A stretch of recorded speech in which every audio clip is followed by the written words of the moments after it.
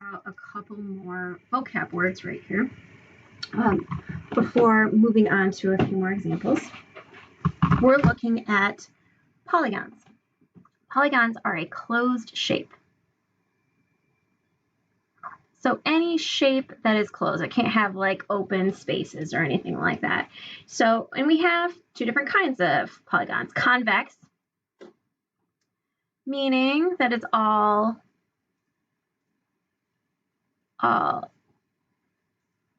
sides are kind of pushed outward.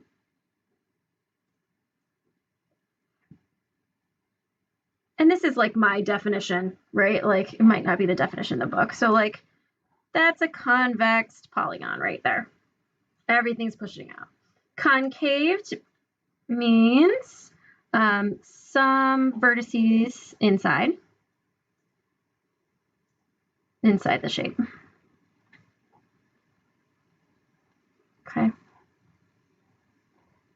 That is a concaved polygon. Okay, we need to talk about supplementary.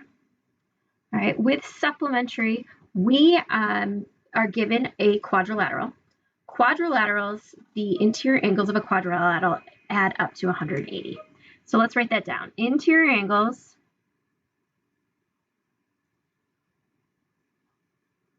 of a quadrilateral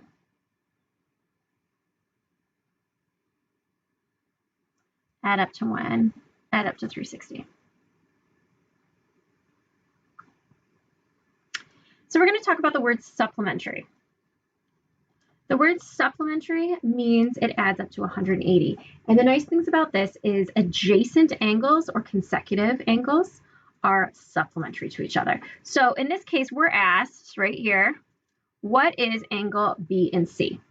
Well, opposite angles, this is a parallelogram, opposite sides are parallel, opposite sides are congruent, okay? So this is a parallelogram. Opposite angles are going to be equal to each other. So that means if we figure out what B is, we already know what C is. And adjacent angles are supplementary. So if I go 180 minus 108, we get 72 degrees.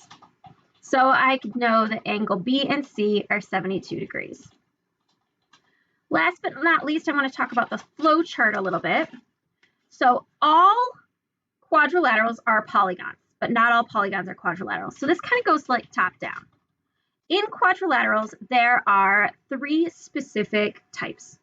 We've got parallelograms, kites, and trapezoids. Okay, so it's like a little family. Kite is by itself.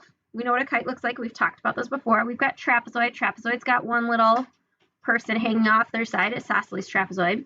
And then a parallelogram has two, a rectangle and a rhombus.